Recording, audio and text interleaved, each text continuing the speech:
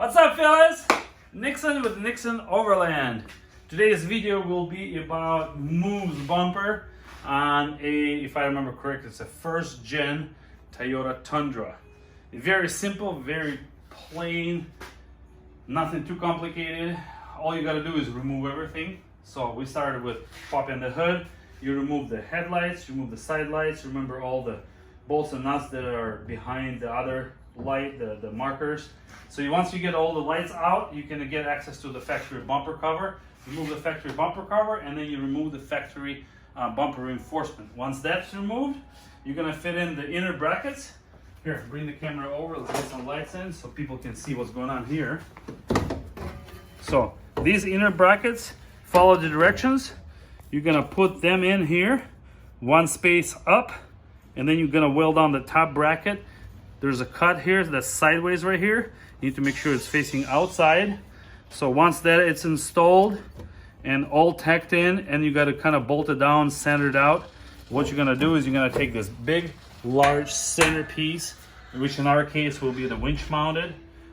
This centerpiece, you put it in and you tack weld it in, line it up so it's centered out on these parts here. That's what we found to be the simplest, right? Once this is pieced in and that's welded in and tacked into that, so we're just tacking it in, we're not like completely welding it, right? So once it's tacked to the actual frame mounts, you're gonna put it down.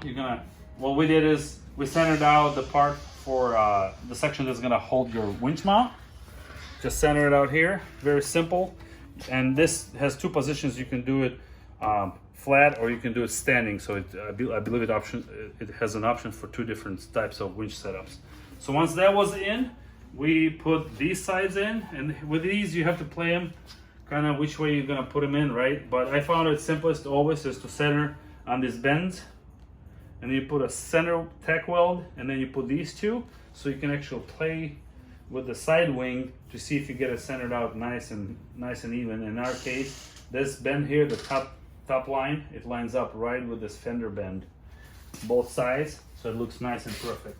And then you take in the sides, right, to finish up the bumper. So once these in, all this in, the bumper is ready to be removed, put on the table and finish all the welding. And then we're gonna finish it up with some of these guys. I think the best option is to put them right where the frame mounts are, so when you're doing recovery for other not so smart people who get stuck, or you're not being so smart and you get stuck and you need to be recovered, you have perfect recovery points here where you don't have to worry about damaging anything and actually being, these being useful. So once that's done, what we suggest is to trim this plastic piece on the bottom and use heat gun. You can get them from Harbor Freight, very cheap actually, those higher temperature heat guns, and you can heat up this plastic and actually make it bend a little bit, and you can bend it inside this bumper, so you're still protecting all this under area of the headlights and the headlight assembly. So that's pretty much covers it all. So there's been a quick installation, fabrication, put together review, I don't know what you want to call it, about the Move bumper for a first gen Toyota Sequoia and Tundra. Cheers.